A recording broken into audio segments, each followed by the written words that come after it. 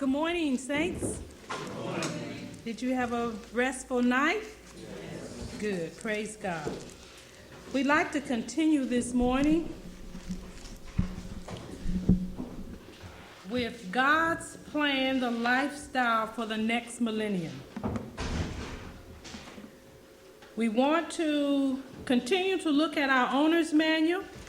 And of course, we always go to Psalms 100, verse 3, because we want to acknowledge our Creator.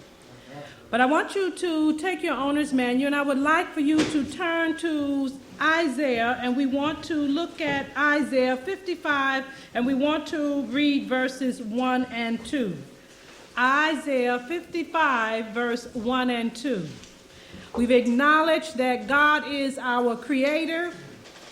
It is He that have made us and not we ourselves. Why? Because we are His people and the sheep of His pasture. He is a wonderful shepherd, and we acknowledge that. Isaiah 55, verse 1 and 2 says, Ho, everyone that thirsts, come ye to the waters, and he that has no money, come what?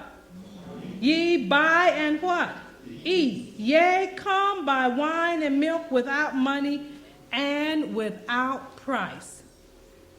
Wherefore do you spend your money for that which is not bread, and your labor for that which satisfies not?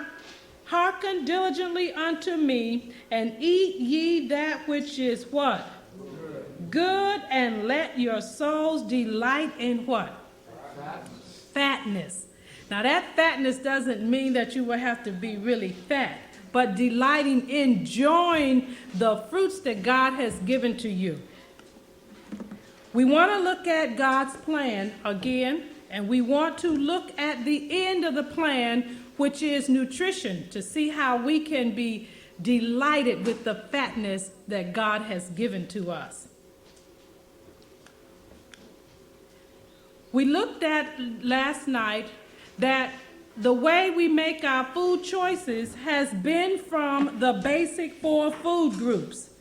And we want to look at those groups today, and we want to ask the question, is a vegetarian diet adequate? Because we have found that many have had different questions in regards to a vegetarian diet. Now, I believe, according to Genesis chapter 1, verse 11, verse 29, and 3:18, that God intended for man to be a vegetarian in the beginning. I shared with you scriptures showing yesterday that when God gave permission to eat flesh foods. But I believe that God intended for man to be a vegetarian because of how He made man. When we look at his teeth, he has grinders and not like teeth like a carnivorous animal. The animal that eats flesh, his teeth are sharp for tearing. God gave us grinders. Also, when we look at us physically, God gave us a digestive system that is different from that of a flesh-eating animal. Our colon is longer, and the colon of an animal that eats flesh food is very short because it is to go in and out very quickly.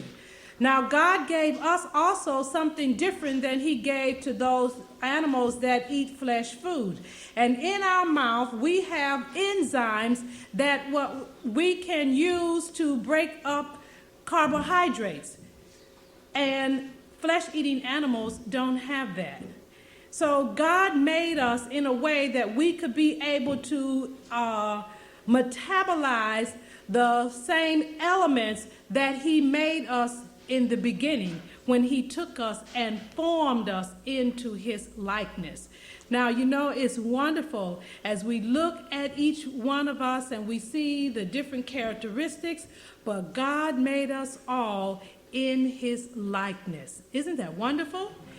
We are a specimen of Jehovah Himself, and that's why we are very special, and that's why we make a decision to follow the Creator's plan for us. There are some questions that we want to ask in regards to is the vegetarian diet adequate for us? One, we want to see what does science say about the vegetarian diet.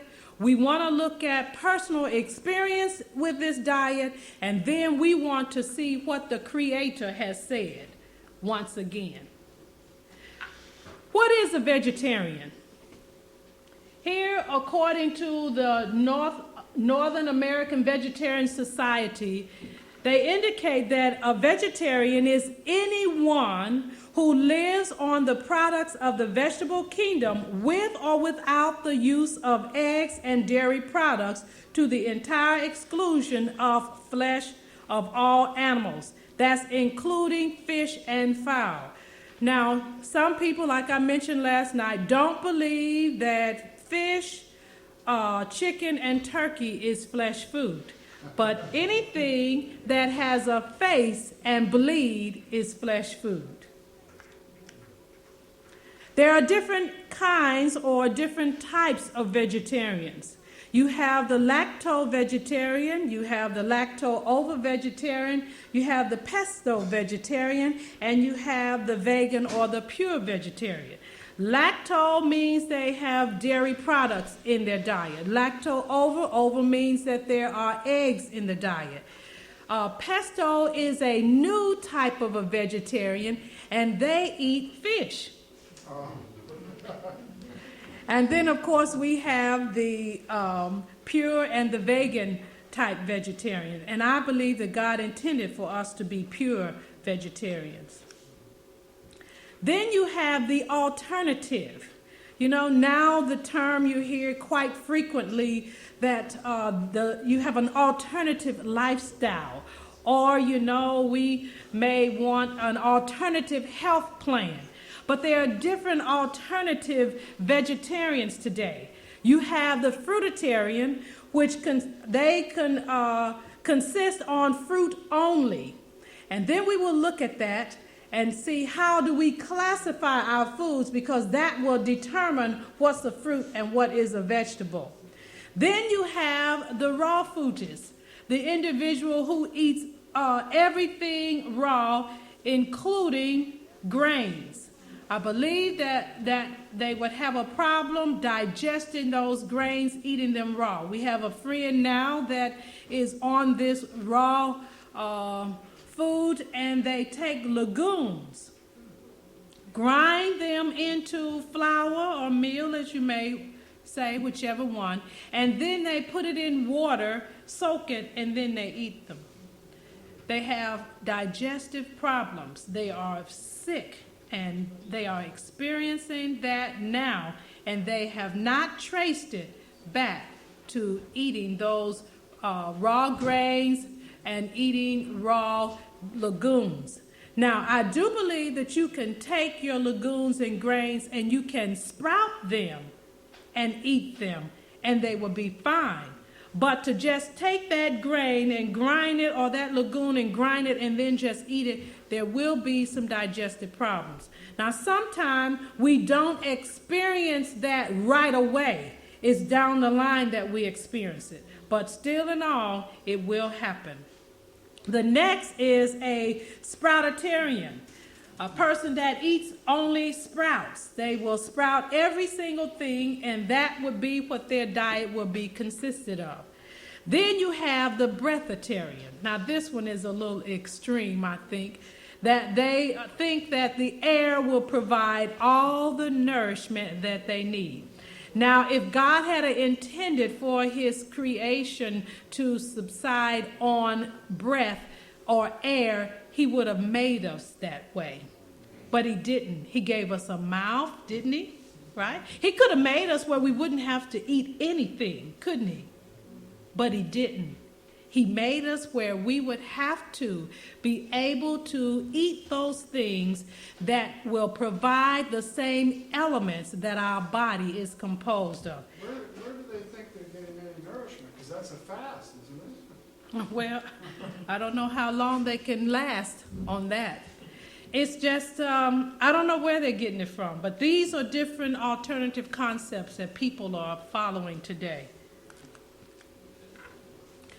Now, those that are on a vegetarian diet, I'm sure you have heard that there are certain elements or certain dietary nutrients that our body needs that we are not getting on a vegetarian diet.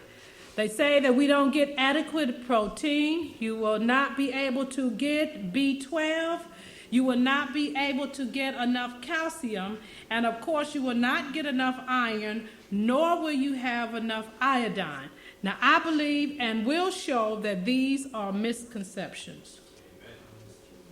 The vegetarian diet here, this is showing the actual pyramid of the basic 4 food groups, because in the vegetarian pyramid, you will find that this area here is not there. It is usually tofu or beans in this area. And of course, you still have the cheese and the milk, those that are what we call lacto-ovo-vegetarians. And we would talk about, do we actually need cheese, milk, and eggs in our diet? We talked about that a little bit yesterday. And when we go to the book Counsel on Diets and Food, I don't know how many of you are Seventh-day Adventists, but those of you that are and you believe in the prophet, then in the book Counsel on Diets and Food, you'll find there a chapter dealing with cheese. Cheese, it states there, is not fit for consumption.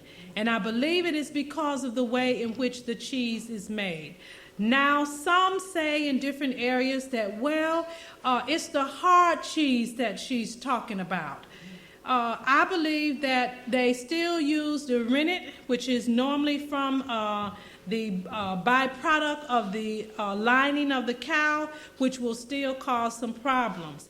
I think that and I don't believe that we actually need cheese in our diet. It has become an acquired thing. Because when you tell a person that you are a vegetarian, automatically they believe that you will live on eggs and cheese.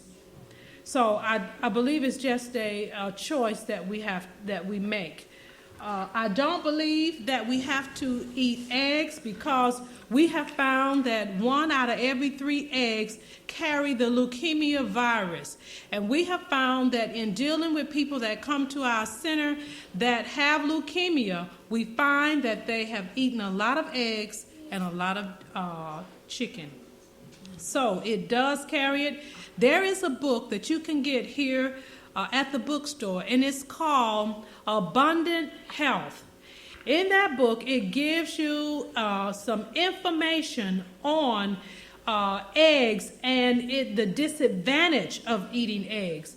Now, one of the things that I will recommend to people when you start to make a change to become a vegetarian, you need to find out what nutrients you need and then find the plant source and provide that in your diet so that you will not be lacking in any of your nourishments at all. Because when you make a change and you become sickly, then it is a reproach upon health reform.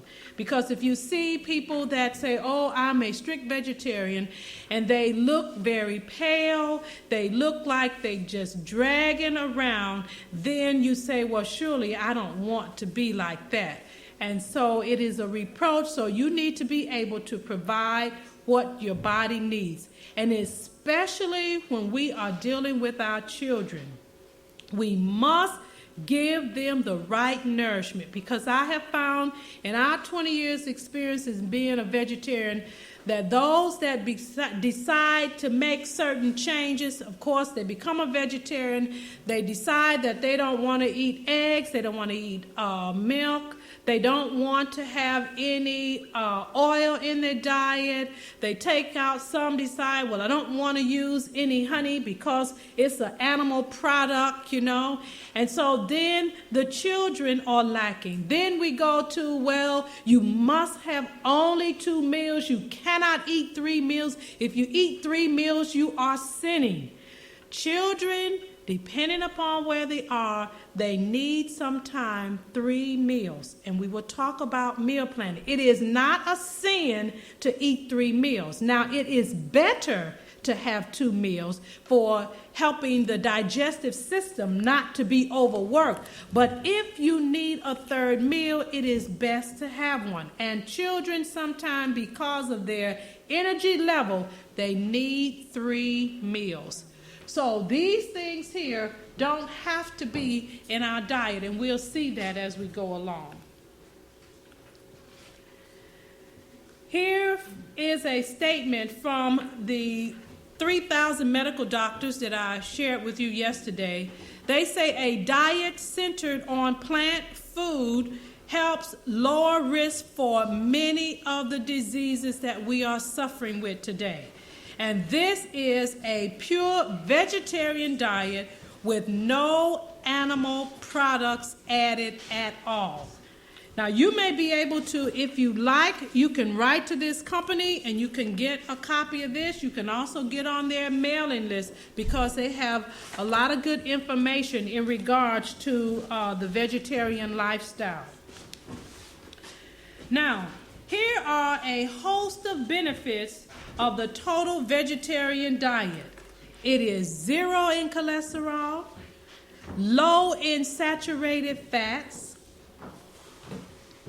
high fiber, 0 in animal products, 0 in heme iron, that is iron that is obtained from the animal kingdom. Now, you can get iron from the vegetable plant source kingdom. Now, the way in which you make the iron more absorbable, and that is when you eat your food, especially like in the morning, you may want to have some food that is high in vitamin C, like oranges or grapefruits, added with that meal to make the iron absorb from the other foods that you have. And you don't have to get liver, beef liver, to get iron. You know, that's what we were told when we were growing up. You have to have beef liver in order to get iron.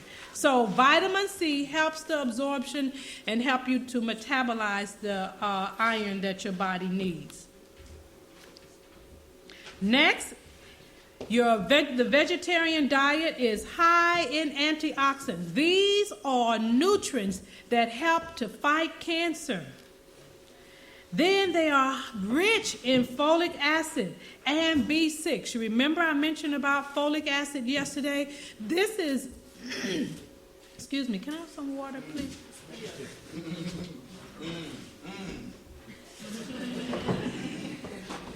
Is that fresh? Fresh Oh, Oh, okay. I left it last night. Yeah, no, I cleaned it. Gotta watch my wife, that's my sweetheart.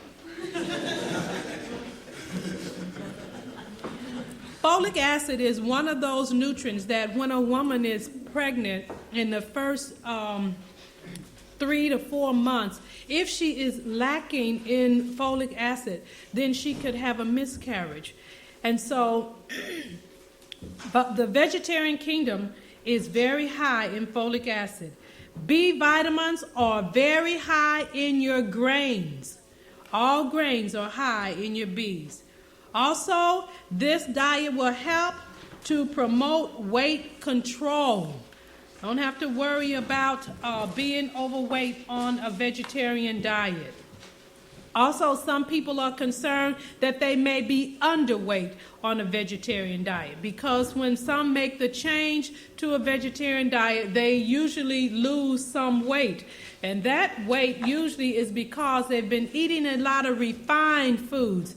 And then some people gain weight because when you eliminate flesh foods out of your diet, usually there is a void there. And if you increase the whole grain cereals and things, whole grain breads, and more raw fruits and vegetables, you will find that what makes you satisfied and what makes you eat less is the amount of chewing that you do in your meal. So we have a little statement that we tell people, chew, chew, chew, chew, chew, chew, chew. It's like a train. Chewing helps digestion, chewing helps to stimulate the colon. So if you're having digestive problems, if you're having constipation problems, if you chew more, you'll find that it will help you to eliminate. Chew, chew, chew, chew, chew. The children like that. The 7-day Adventist diets help to alleviate heart conditions. They did this study here showing that using male, the age 35, and showing the percentage of those on a non-vegetarian diet. They showed the lacto-ovo-vegetarian diet, and then they showed the total vegetarian diet, showing that the percentage of heart condition is lessened by a vegetarian diet. Isn't that marvelous? Now, we have a study that says, is the 7-day Adventist lifestyle diet, is it fading or is it failing?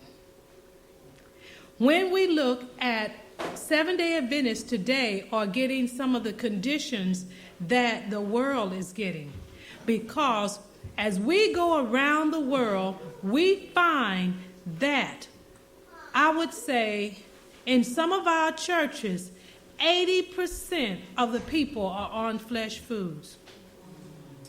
Now, that shouldn't be, but that is a reality. And so if it is a reality, then we need to know how to deal with that. I believe that some of our people are not being taught that we should be vegetarians or how to be vegetarians, because some of our ministers are eating flesh foods. And surely they wouldn't teach us if they are doing it. But that is no excuse for us not to know, because God has made provisions for all to come to the knowledge of the truth. And you have people that are even not in the church that are finding out that the vegetarian lifestyle is better. So we can't put it on a leader or my pastor that I don't know. We can go to God. God said, he who like wisdom, ask who? Who do we ask? We ask God. We don't ask our pastor or our neighbor, our friend. We ask God, and he will direct us. Why? Because we are a specimen of Jehovah himself, and we are children of the King, and he takes very good care of his children. Amen? Amen. Praise the Lord. Everything we need, God has given to us in the beginning. Grains, fruits, nuts, and vegetables are to be found all the elements that we need. All. Not some, not few. Now, if this statement is not true, then when we go back to Genesis chapter 1, 11, 29 through 18, then the Creator didn't know what we needed. And I know for sure that God knows all things and is well able to carry us through. Amen? The original diet, fruits, nuts, grains, and vegetables were added after man sinned. Here are your plant sources. And I didn't put all of the plant sources. I just indicated some that were high in protein, because we saw that the problems that people have with vegetarian diets, they don't get enough protein, they don't get enough B12, they don't get enough calcium, they don't get iron, and they don't get iodine. Here I put for protein, nuts and legumes. That will include soybeans are high. Also, beans are high in protein. And then every single food item, whether it be an apple, whether it be broccoli, whether it be cauliflower, kale, carrots, spinach, parsley, whatever, every single item that God has given to us have protein, fat, and carbohydrate. So when you hear, oh, you can't eat the carbohydrate with the protein, God put them all in one thing. For instance, when you look at avocado, it is higher in fat, but it has protein and it has carbohydrate in it. Now, what about grains? Grains are higher in what? Protein, and they have carbohydrate and they have fat. So God put the right balance in every one of those things. Now, what about B12? B12, people say that you have to eat that walk, swim, crawl, or fly in order to get it. But there is a plant source for B12, and you find it in beetroots. How many are familiar with beetroots? Included in your diet. Leeks. How many are familiar with leeks? Leeks are very good. Now you'll find that these two particular foods are what we call root foods.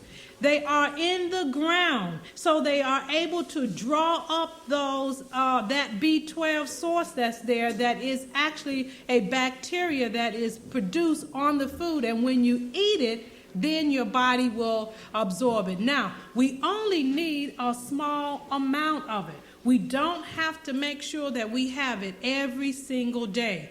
Now, also, if you are getting a variety of grains in your diet, then through the process of digestion, and when it will build up a bacteria on your teeth as a result of the fermentation process. And then when you wake in the morning, you can run your tongue across your teeth, and you will get a small amount of B12. Also, B12 comes from some of your water systems. So we don't have to be lacking in this nutrient. Also, calcium. I mentioned last night that green leafy vegetables, we don't eat enough green leafy vegetables in our diet. We should have some every single day. A woman that is pregnant, she should increase the amount that she has, because she is having calcium not only for herself, but for the child. And if she has 2 or 3, she even needs more. So lots of green leafy vegetables. You cannot overdose on these green leafy vegetables. Also, figs. Figs are very high in calcium. Almonds, sesame seed. Also, one of your calcium deficiency is cramps. Also, women or young girls have menstrual cramps. If they would eat enough calcium-rich foods, it will eliminate that. And then 10 days before the cycle, the calcium level drops. So you need to make sure that you eat enough calcium 10 days before. And then if you didn't, then get you maybe some alfalfa or comfrey tea and drink it, and it'll get into the system right away and boost it up. Or sesame seeds. Sometimes tahini will also be very beneficial. Iron, there's those green leafy vegetables again. I tell you, we just can't get away from them. Whole grains, lentils, we love lentils. Avocados, high in iron. Iodine, kelp and beets and spinach are loaded in iodine.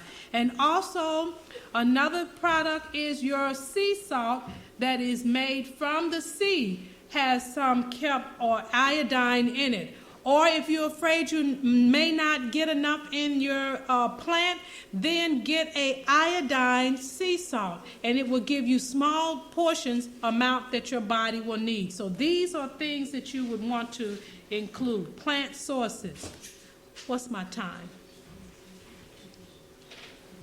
It's about 10 to 2:11. So I have 10 minutes, okay. A little more, you started like that. Oh, okay, all right. Here is the new four-food group that we talked about from the Physicians Committee for Responsible Medicine, just reinforcing the vegetarian diet. Here in the book Counsels on Diet Food, it reiterates the Creator's diet for man. It says also in Counsel on Diets and Food, God gave our first parents the food he designed that the race what? Should eat. It was what? Contrary what? To his plan to have the life of any what? Creature taken. There was to be no death in Eden. God didn't intend for us to live on dead food. You remember I showed you yesterday, in order to get the elements that we needed, God gave us a dietary plan that had a root system that is live food. Dead food can't produce the elements that our body needs. Now let's talk about meal planning. In the material that we passed out to you yesterday or last night, there was a handout that was entitled RX Plan, God's Plan, RX Plan, and in there, in the back, there is a menu there that is called God's Basic Plan Menu. Now here is breakfast, and we're just going to give you some ideas of breakfast. Breakfast, a cooked grain. Now on God's program, you will find that God revolves our meals around a grain or a starch. In the S.A.D diet, you will find that the meals are revolved around a protein or a meat substitute. If those of us that are on a vegetarian diet are revolving our meals around a meat substitute, then we are doing the same things that we did when we were having fish, chicken, turkey, or whatever. And I believe that when we do that, then when we look at this, a vegetarian can be on the S.A.D diet. The S.A.D diet is high protein, high fat, lots of sugar, and low fiber and low in nutrients. So if you're on a high protein diet, on the vegetarian diet, then you will get some of the same conditions as a person that is on a high flesh protein diet. So revolve the meals around a starch or a grain. Here we showed that you can have maybe millet, brown rice, barley, rolled oats, buckwheat, spelt, kamut, or quinoa. These are different grains. So when you have your meal, like for breakfast, if you have rolled oats today, have millet tomorrow, the next day maybe brown rice, the next day another grain, so that within 4 to 5 days you will have a variety of grains as opposed to the same grain every single day. Now what happens if you eat that same grain? Then your body will build up and you may eventually start to have allergies as a result of having that same food every single day. You need a variety. Now with that meal, here we showed having, we will see there's 3 meals here, but we showed having maybe the fruit meal in the morning. Some people do a lot of mental work, especially with our children. And so you don't want a heavy meal in the morning. Now we hear the statement, it should be the heartiest meal, and it should be. But that doesn't mean that it has to be heavy with beans, legumes, potatoes in the morning. Because if you're doing a lot of mental work, you will find that your blood will be down in your stomach trying to digest that food, and you will be sleepy and a little lethargic if you're trying to use that brain. Then have fresh fruit. Have at least 2 to 3 kinds of fresh fruit. When you think of your grains and your starches, they are very acid.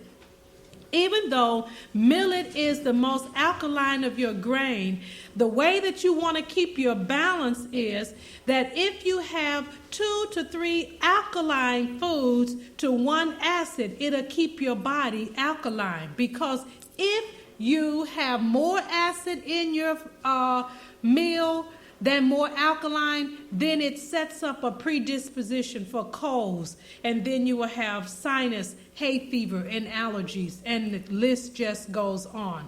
So have 2 to 3 different kinds. Then on that grain, you may decide that you would want to have like a fruit sauce, or maybe have a fruit spread, or you can have a nut or grain milk. In the material that we gave, it will give you a menu or a recipe for a nut and a grain milk that you can have. Almonds, which are what we call the king of the nuts, they're more what we call alkaline. 8 to 10 almonds will give you the same equivalence in protein as 1 ounce breakfast steak. Almonds are excellent, very high in calcium, protein, and then sunflower seeds. They are high also in calcium. Now, also, I would encourage that the men would eat more pumpkin seeds because they're higher in zinc. Now, your seeds, you can eat more, so more abundance than I would say that you would get in your nuts, because they're not as high in protein, but they will still provide the nutrients that your body needs. So this is breakfast. Lunch or dinner. Now, some of you may work, and you may have to take a sack lunch, or you may decide that you may eat a little bit lighter. But I would encourage you that eat more the heavier part of that meal in the afternoon, no later than 1 to 2 o'clock, because when you eat later than that, then it will affect the digestion, because I will show that that last meal that you have should be before going to bed, should be 5 hours before you go to bed. Because if it is protein, because society teaches us that we work and we have a little light lunch, and then we come home in the evening, then we have potatoes, and then we have our steaklets and steaks, and and then our beans and our peas and our greens, and it just goes on. And it is too heavy in the evening time, because our body works on a rhythm, and our metabolism is regulated so that as the day starts to end, our metabolism slows down. And so at noon, it's higher. It'll burn that food more. And a person that is concerned about weight, you will make sure that you eat it earlier, your food earlier, then you won't have to worry about that. Just a quick question. What Yeah. about people that work in an office or in a factory where you have set times to stop? Mm-hmm. And it's more of a problem, then you don't never eat together at home because you... Yeah, that is a problem. Well, then you can maybe have that third meal and make it lighter. Light, so that you could have some quality time in the evening. You need that. I don't believe that a family should spend a whole day and not spend time together, in some setting. And normally, the way society is today, the father leaves home early, then the mother, if she's working, she has to go, and then the children go off and they have to have breakfast, at school, or they run to some fast food restaurant and get it. And this is the way that the family is divided. So you have to find some time where you could either eat together, either if it's not breakfast, then if it's not lunch, then if it's going to be in the evening, then make it very, very, very light. Or maybe you want to just sit down and have tea. That would be fine. But at least spend some time, quality time where you can have together. Now, also in this meal time, you want to make sure at every one of your meals, you need to have some raw food. Why? Because raw food is higher in enzymes. It is loaded, and also it takes the pressure off of the digestive system when you eat more raw food. So have a raw salad. Eat it first in your meal. Then you can have whole grain bread at that meal. And another thing I want to encourage you. Most of us that become vegetarians, we eat whole wheat bread every single day, and every time we have bread is whole wheat bread. That is another problem that can build up allergies. Rotate those grains. Now, you can find these principles in that book, Counsels on Diets and Food. So, if you have wheat sometime, then have soy bread sometime. Have rice sometime. And then, of course, you have some people that are allergic to the gluten that's in the wheat. And so, millet bread is good. Spelt bread is good because it doesn't have that gluten. But have a variety of different grain breads in your meal plan. Then I put down supper here 5 hours before bedtime, and especially with children. I wouldn't even give them like a soy milk in the evening because it will cause them to have nightmares. Some of them become very restless, and also it can cause bedwetting when they have that protein at night before going to bed. Variety, variety, variety. Make sure that the meal should be varied and have variety. The same dishes prepared in the same way should not appear on the table meal after meal and day after day. The meals are eaten with greater relish. That means you will enjoy it more, and the system is better nourished when the food is varied. That means varied, having a variety. That means not too many varieties. Now, most of us, if we go to, like, sometime we have potluck, or either we have Thanksgiving meals together, and we eat every single thing that's on the table. And so then we wonder why the number one digestive aid, which is Tums and Rolaids today, is because we're eating too much and we're having a digestive problem. So I would limit the dishes to no more than 3 to 4 dishes. Now, one dish may have 3 or 4 things in it, but no more than 3 to 4 dishes.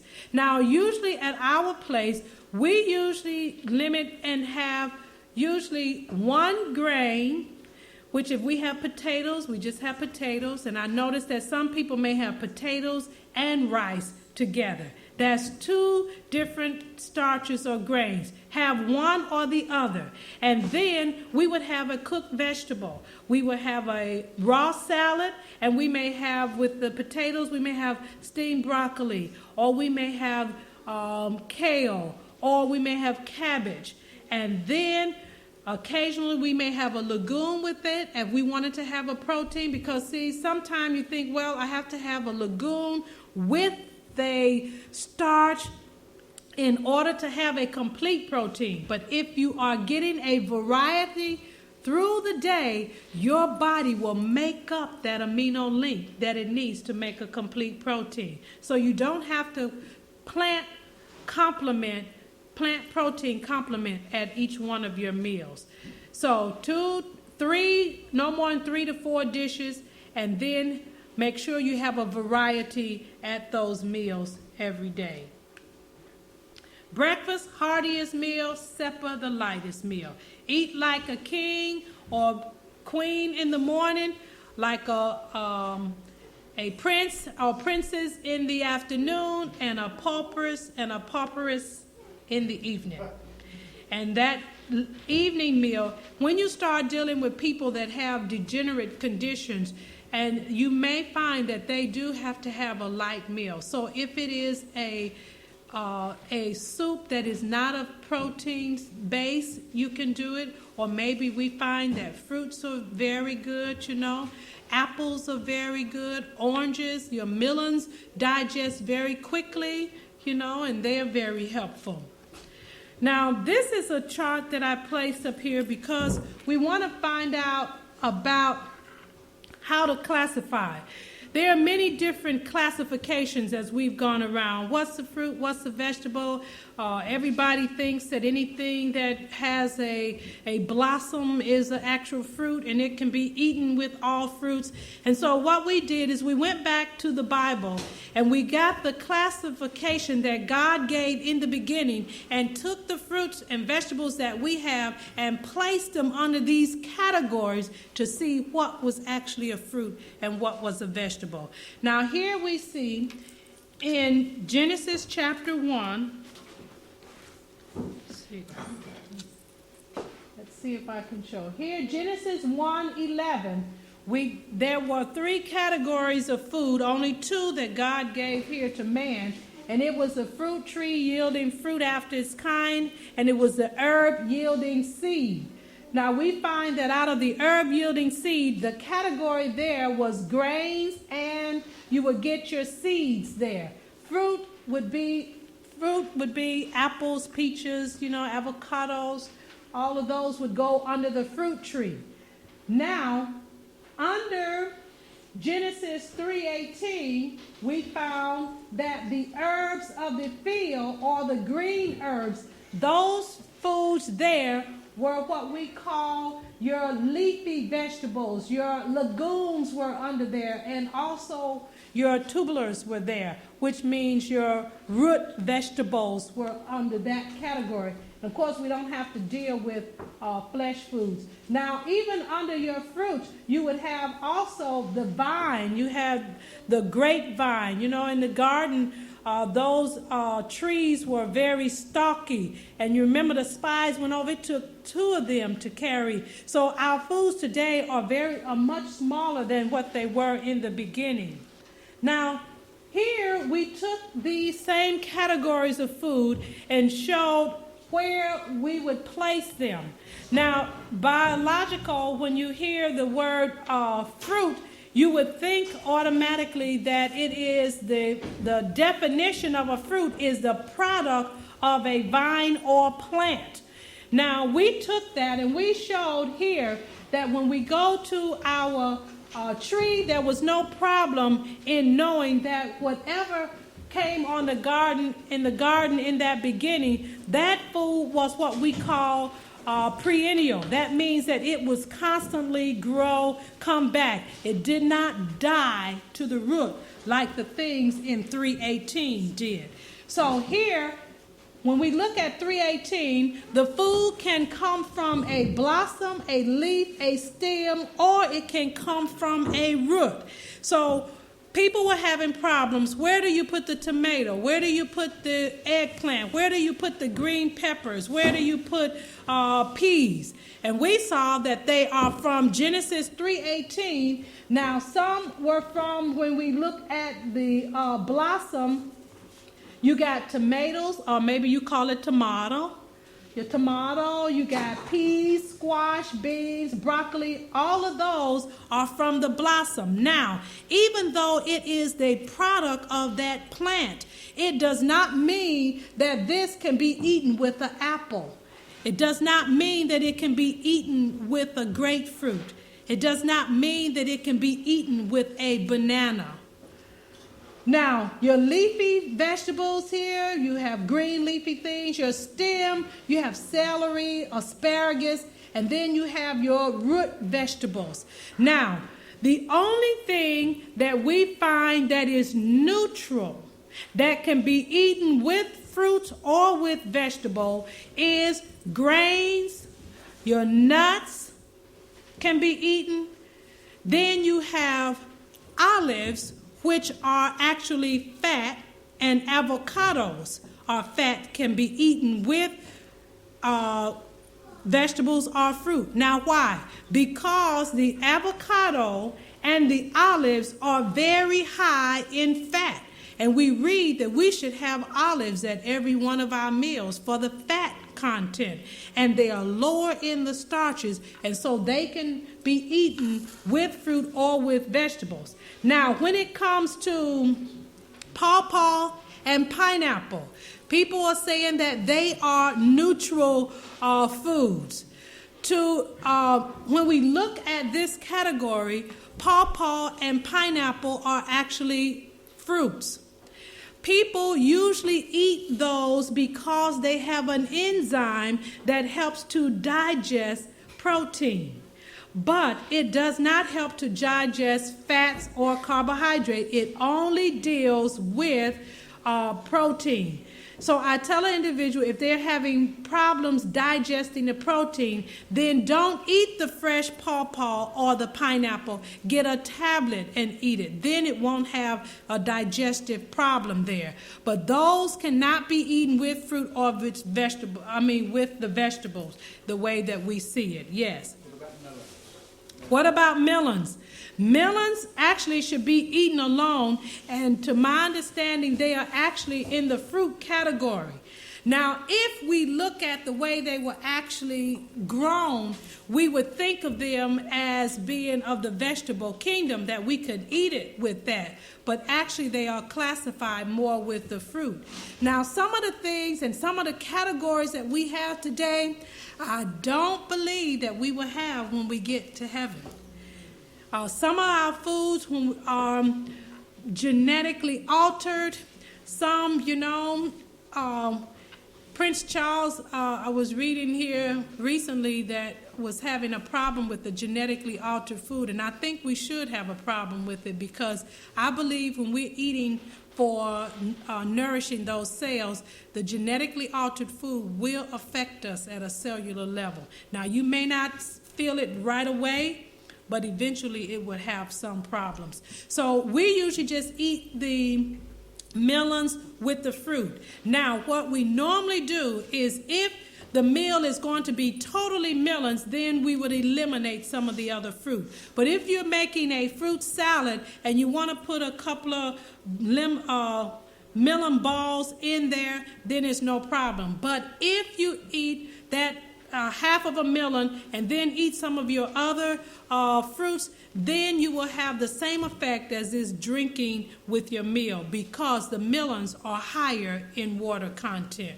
So you want to be conscious there.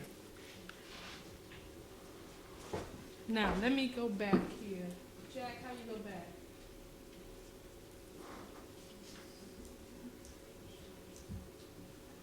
Now, here are some combining principles that I just want to leave with you. And that is, fruits and vegetables are not to be eaten together at one meal. Now, you can find this principle in your book, Counsel on Diets and Food. That's why we went to the Bible, to show the difference in category, what's a fruit, what's a vegetable. So when we get to this statement, we will know what is actually a fruit, what is actually a vegetable. Now, when the prophet wrote this, she didn't categorize these foods for us. So we have to go and find out why. This book, Counsel on Diets and Food, is a reference book to give us, it's like a resource book. Then you have to go and find out the whys did she say these some of these information here. Then legumes and grains make a complete protein. You don't have to combine them together at the same meal if you are getting a variety of foods throughout the day.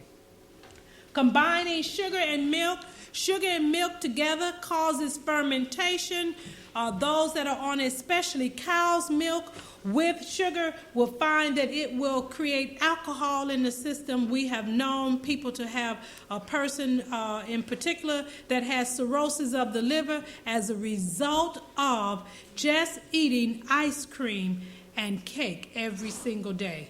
Now, anytime you add protein, usually with a sugar, you will get fermentation. Like, for instance, if you put honey or sugar in any of the milk, you're going to get some fermentation. Now, if you use soy milk or a grain milk, you will not have the same fermentation as it would be with cow's milk. But now, if you are making your bread, in order for that bread to rise, that yeast has to activate on something. And normally when you put it with some sugar, it will cause it to ferment in order to make that bread rise. Now, that fermentation is okay, but you should not eat that bread as soon as it comes out of the oven. Now, why? Some of us hear the statement, well, because we shouldn't eat it because the yeast is alive. But any of us that bake bread know anytime you put that yeast in any water that is too hot, it automatically kills that yeast.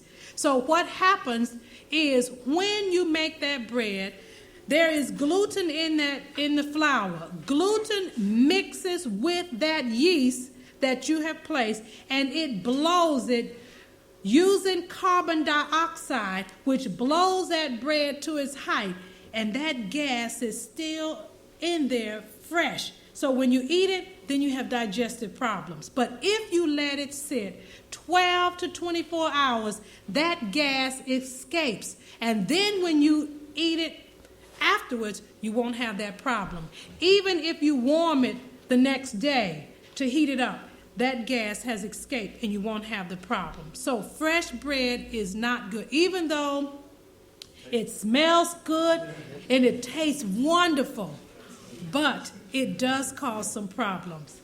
Then the next thing is complicated mixtures. Complicated mixtures is, my mother used to, at the end of the week, she would take out everything that she had fixed during the week that was left over, and she'd take everything and she'd put that into a soup, and man, it was good. But oh boy, was it, can affect your stomach. So, complicated mixtures. You want to stay away from complicated mixtures. Leftovers, I would encourage you to eat more raw, cook a little bit less, because you should not eat any food that is in your refrigerator over 3 days. Anything that's over 3 days, bacteria builds up in there. You cannot smell it. So throw it out. So cook less so that you can eat it all, and then you don't have to worry about what to do with the leftovers. Now, if you are a person that have to fix your meals and you are concerned about fixing it for the whole week, then fix it, take out what you're going to eat for the next 2 days, freeze the other. Then you can take it out and you don't have that bacteria buildup. But if it's in that refrigerator and you're opening and closing that container, bacteria is going to build up in that food and you will want to throw it out. Too many varieties, we talked about that just a little bit. Avoid fermented, spoiled, overcooked, over and underripe fruits and vegetables. Let's deal with, we talked about fermented foods, sauerkraut. People love sauerkraut. It is a fermented food. I would recommend that you not use it because bacteria builds up on it and it is not good. And especially cabbage. Cabbage is one of those foods that bacteria builds up fast with it and it spoils fast. So if you cook some cabbage, cook a small amount and then eat what you cook and then throw out the rest if you're not going to eat it. Do not save it for the next day. Cabbage is a total no-no, especially cooked. Now, if it is raw, you won't have that problem. But cooked, it changes it. What you mean when it's cooked? It's all right to eat cooked cabbage, though? Yes, it's okay to eat cooked cabbage. Refrigerating it. Yeah, yeah. Spoiled food. Spoiled food builds, cause fermentation, also cause blood poisoning. One of the foods that is more prominent for spoiling, and that is your tomatoes. You will look at a tomato and you would see that sometimes it has a black spot on it. Now, there's a difference from the actual black spot and a bruised spot. Now, if you dropped it, you can cut that bruised spot off. But if it's a black spot, you cannot just cut it off and eat it, because it is going to poison your bloodstream. Now, there is documentation that indicate that that black spot is mold. Okay? Now, anytime mold appears on the outside of that fruit or vegetable, it's an indication that it has networked all through there in order for it to be on the top. Throw it out. You don't want it. Now, apples are a little bit coarser.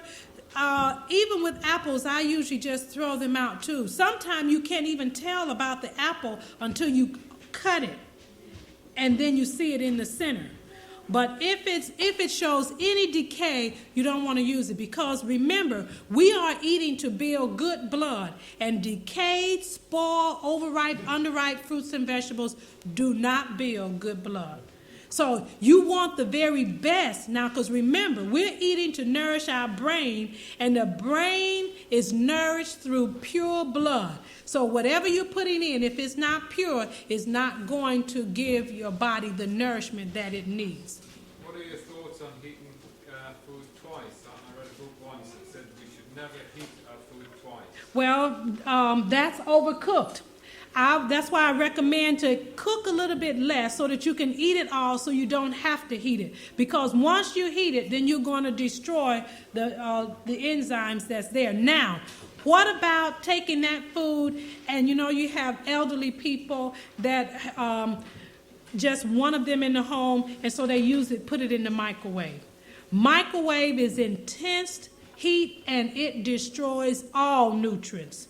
So when you eat it, you're not eating for nutrients. You're just eating to be eating. There's no nutrients in it, because it destroys all of the nutrients. It is intense heat. So if you are going to heat something, heat it on the stove lightly.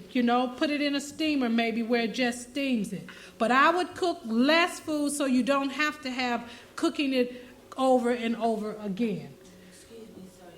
What about bananas, when they go bruised? Can you just chop it up and... Now, if it's bruised, if it is bruised, you can cut off the bruise. But if it is overripe, then the sugar content is very high, and then it is not going to produce good blood. Even when it's overripe, if it's not ripe, if it's green, it's more starchy, it builds up more mucus, it makes the system more prone to have colds, and then there's a lot of sinus problems as a result. So use your things quicker. It's better to buy less and use it quicker than to buy more, and then you have to use it after it is not in the very best condition. Because remember now, you want the very best quality.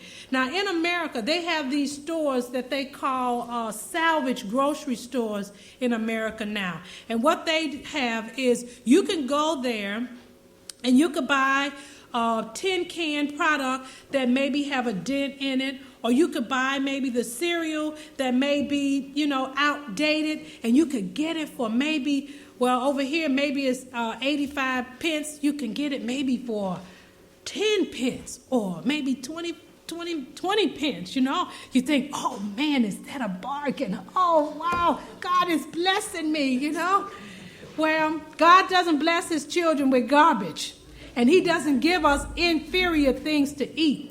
If that can is dented, it can affect the mechanism in there. There could be some leakage in there, and you're not aware of it, don't buy it. If it is outdated, you can rest assured, if it's outdated, it has been on the shelf for some time, you don't want it.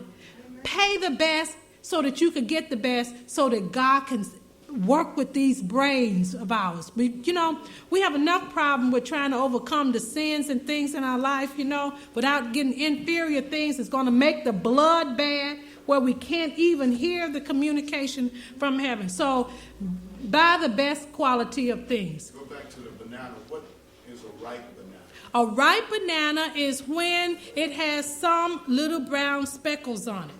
Now, some areas, they gas them and they will ripen faster. And then sometime you can get them from the market, and they may still have a little green on it, and then it's nice and firm. Now, another way of telling a very good banana is on the back of the banana. There's ridges. Okay. Now, if it is smoother, it is better. It is picked when it's almost riper, and those are better quality. If the ridges are very prominent in there, then they were very, very green when they got them. What And about so the black stuff in the banana? black, indicates you don't want to eat the black in there at You all. don't want to cut it down? You don't want to cut it down, no. You don't want to blend it. Now remember, if you put it in, blend it up, or if you decide that you want to make banana bread with it, it's still the same as it would be if you just eat it. So use your thing so you don't get the overripe, underripe fruits and vegetables. Food combining, get 80% what we call complex carbohydrates in your diet. And then 10% fat, 10% protein. Now how do you do that? That means get more of your fruits and vegetables in. If you want, when you eat beans or maybe some of your nuts, we shouldn't have a whole lot of nuts every single day, just loading up on the nuts.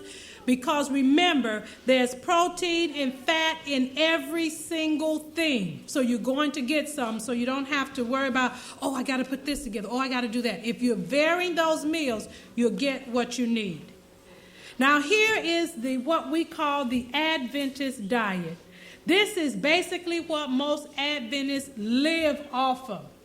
They have fish, chicken, turkey, or they eat gluten or tofu in order that they may get their protein. Then their fats come from dairy, cheese, eggs, or they have some olives, some are pouring flaxseed oil on their breads and all over everything, or olive oil all over so that they could get that. And then they live on a lot of peanut butter.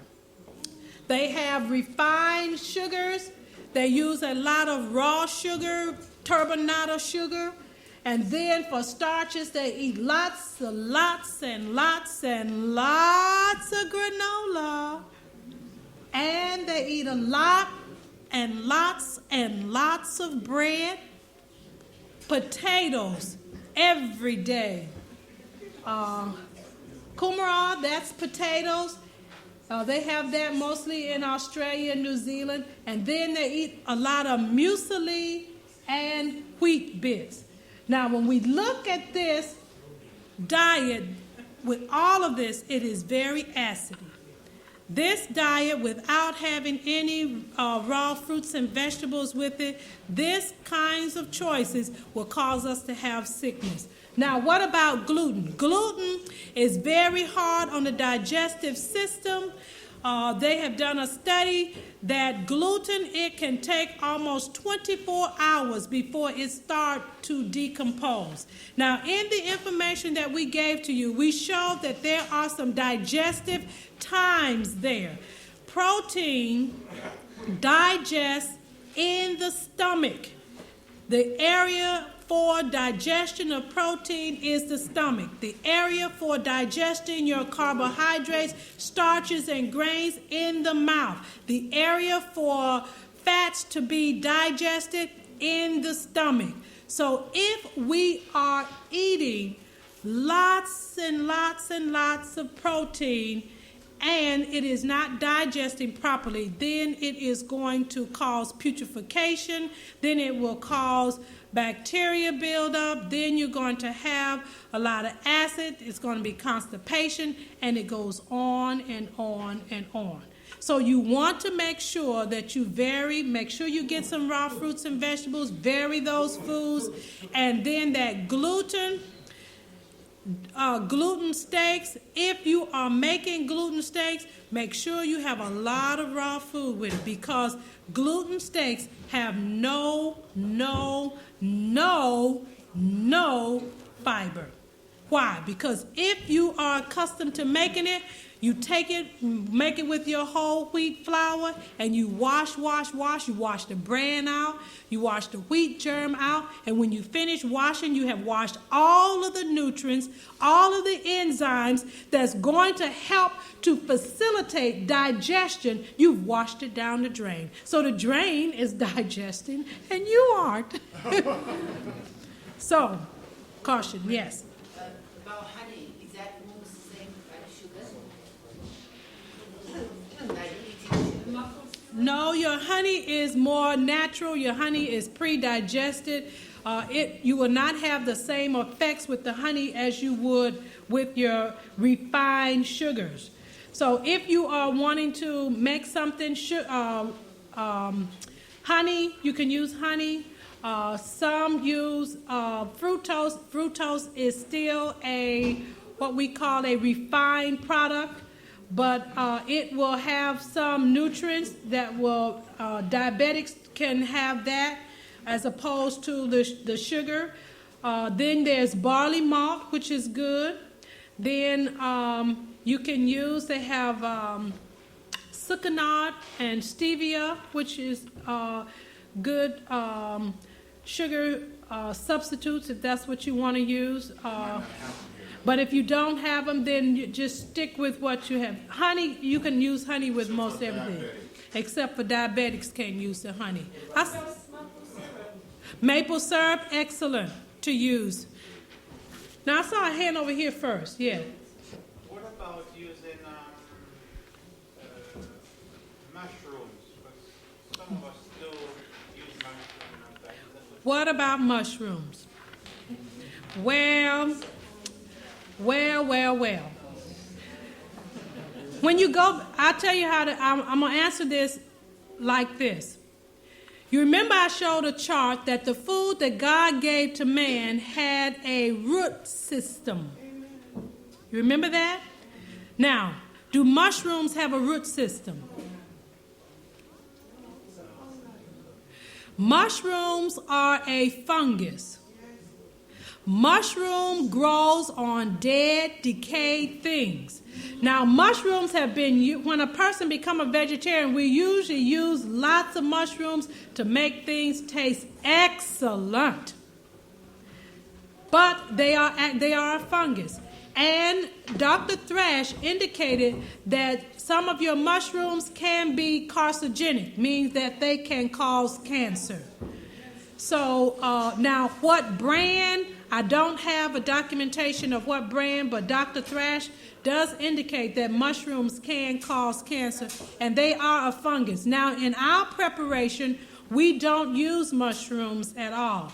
Now, there is a saying now, they have a particular mushroom that they're using that you can soak and you can drink the water off of it, and it gives you all of this vitality, and people are doing it like, some people use what they call sourdough starters. You can take a part of it and put it aside and keep it, and then if you want to make your bread again, you take a little bit out of the starter and start it up again. Well, they have this mushroom that does the same thing. Now, I believe that it will eventually cause some problems. So you have to eat it at your own risk. So the information I'm sharing with you, it may be different. It may be different from what you're normally accustomed to.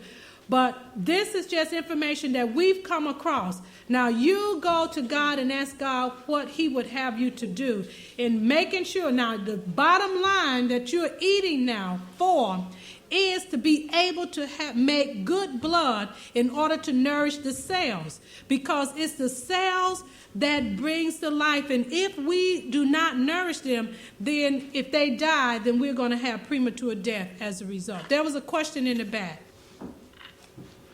Here. I'm saying, what about if you combine different grains together? When you're making like a bread, and you combine corn, millet, oats, wheat, and you make it into a bread. How is that on the system? Is that okay? Because it's more than. Well, if you are going to have what we call a multi-grain bread, I wouldn't use any more than 3 grains.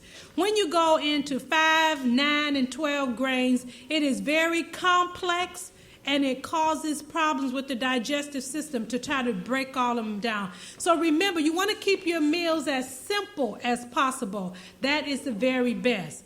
Now, quality, we talked about quality. I want to share this with you. I have, I think, a couple of more, and we want to stop here because my time is gone.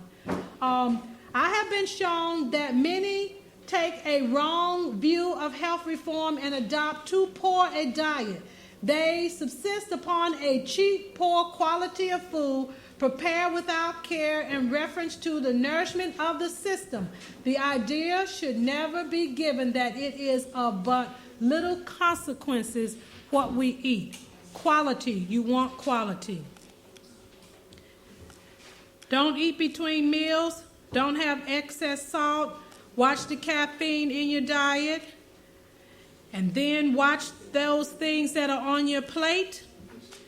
Watch this little guy here with his droppings.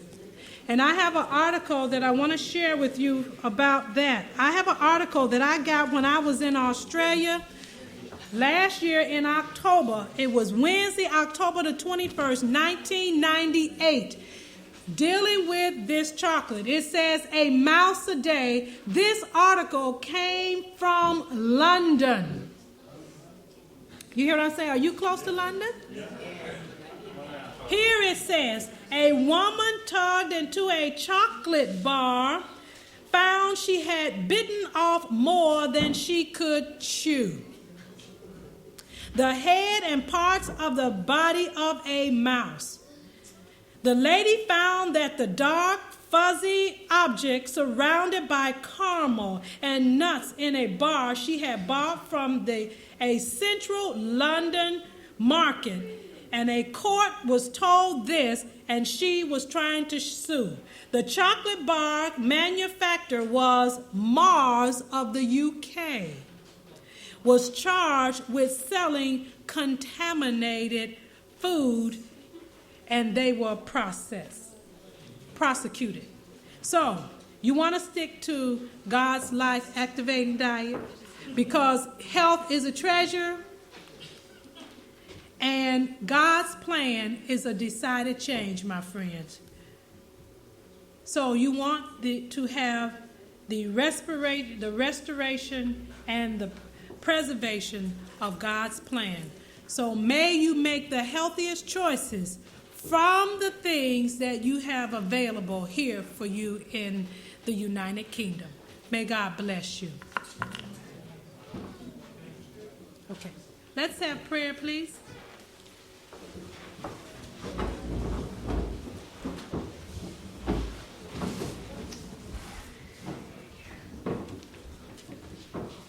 Loving Father, which art in heaven, we are grateful and thankful for the information that you have given to us. We're thankful that you have made us into your divine image. And now, Lord, we ask that you will give us the grace that we may adapt principles that will restore your divine mind in our minds, that we may be into your likeness, that we will have your thoughts, that we will perfect character that will fit us to dwell in your heavenly kingdom. For this is our prayer in Jesus' name. Amen.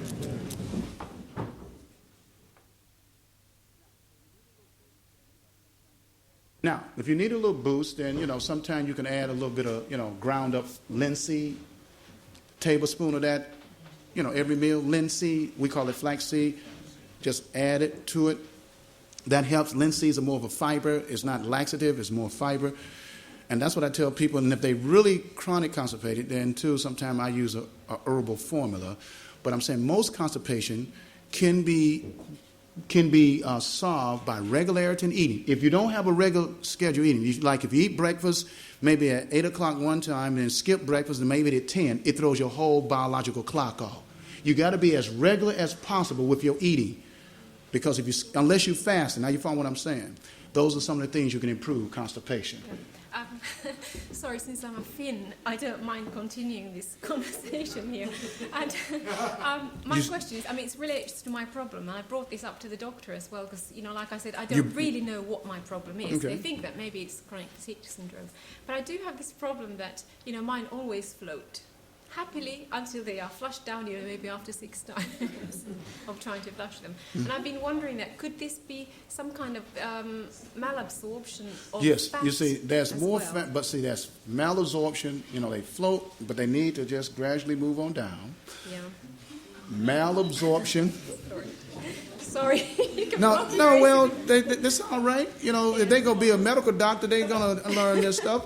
I know, you see, we live in a society so quaint, and people walking around constipated. I'm sorry, but that's a reality. You're sick. And culture, I don't think I'm being rude here, but, we got to get the bowels moving.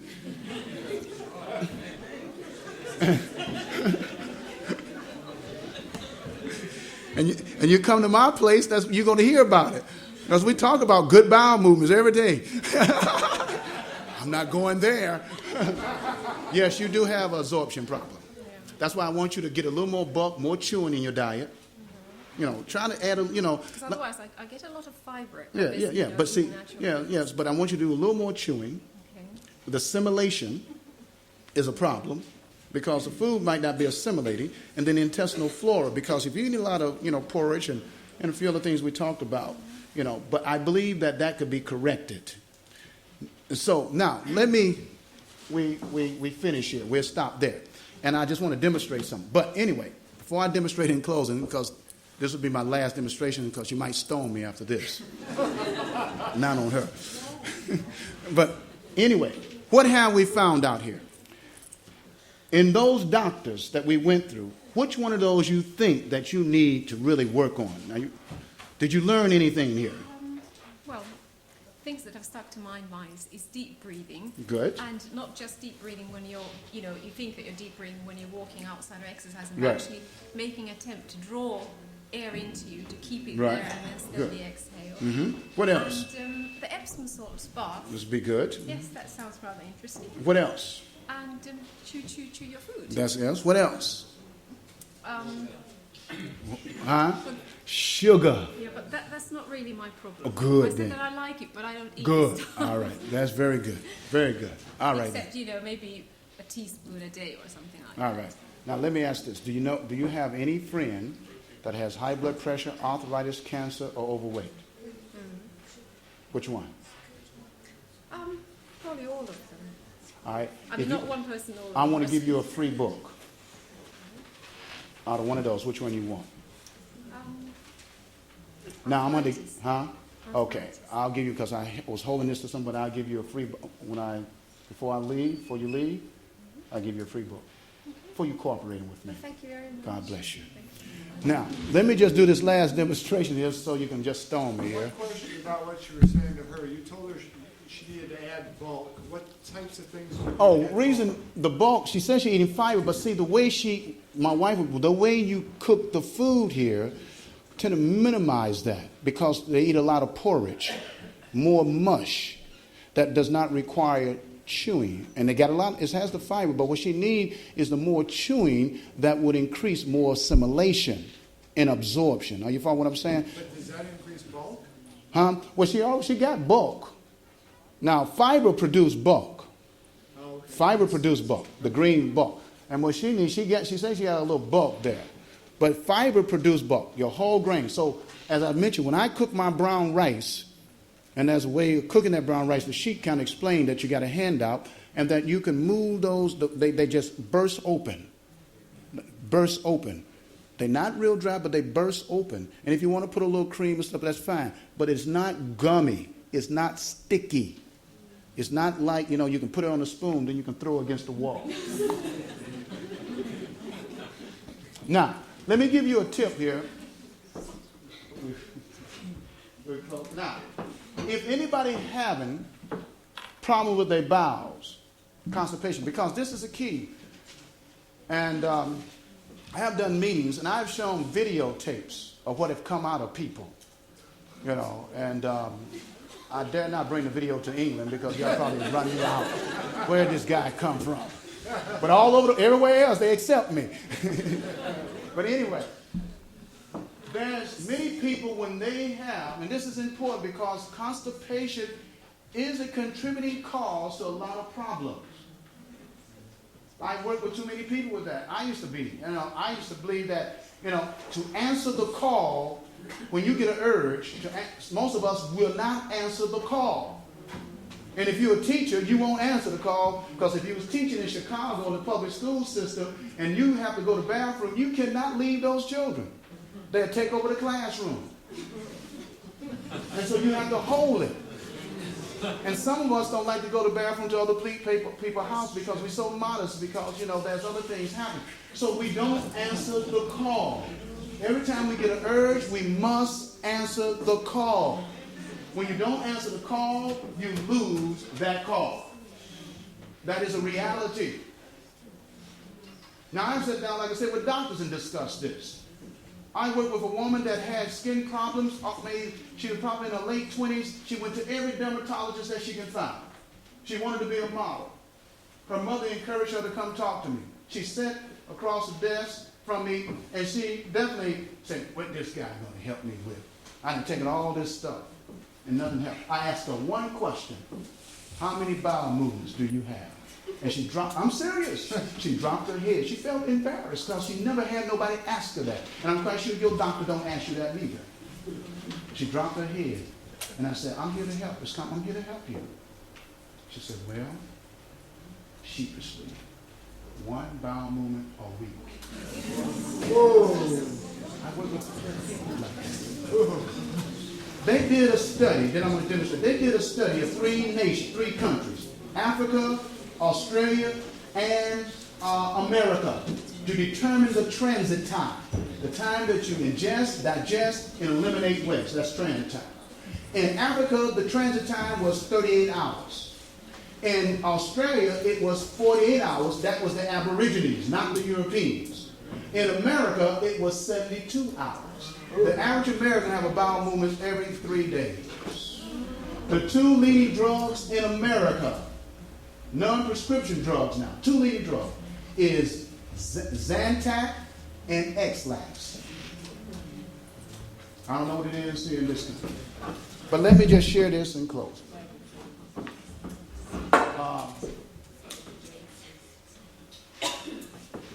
We liken this chair to a toilet stool.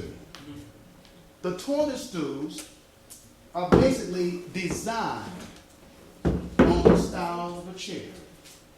Do you agree with that? Yeah. And many people end up with either hiatal hernia, with hemorrhoids, because when they go to the bathroom, and when they cannot go, I know you can't see, but they strain at the stool. They make faces.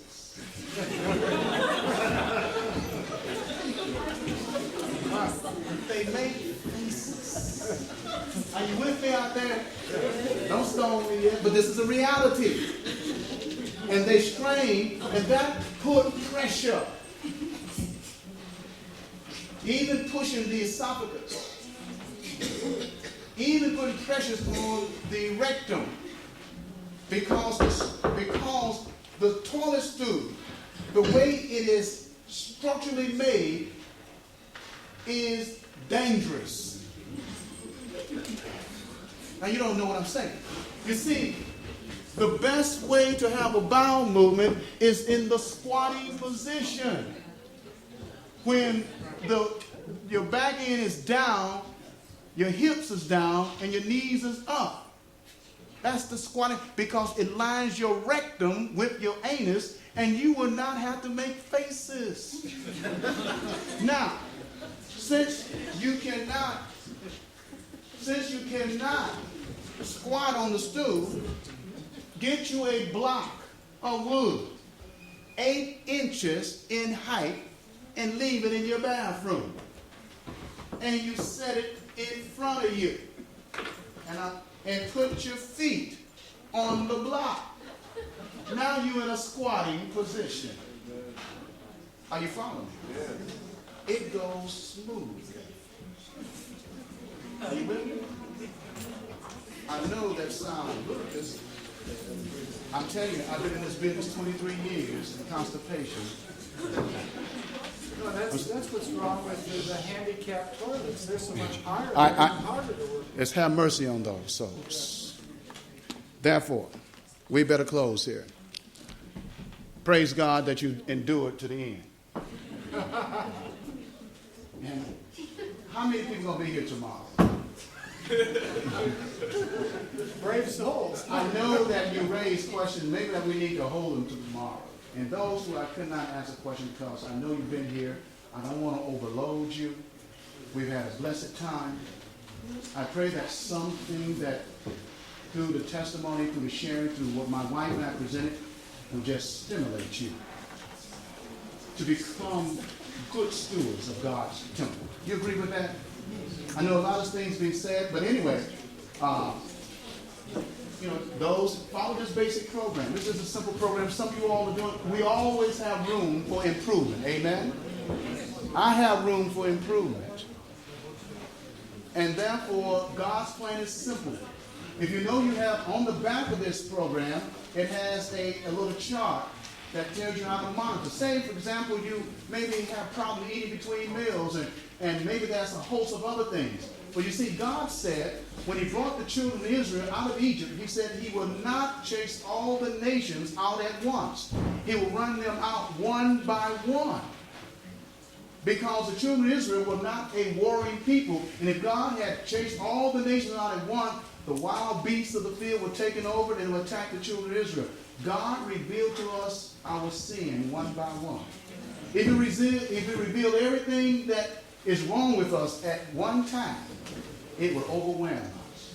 So if you have a problem eating between meals, get on your face and, Lord, give me grace. Because where eating between meals abound, God's grace much more abound. Amen. Make a decision. Choose.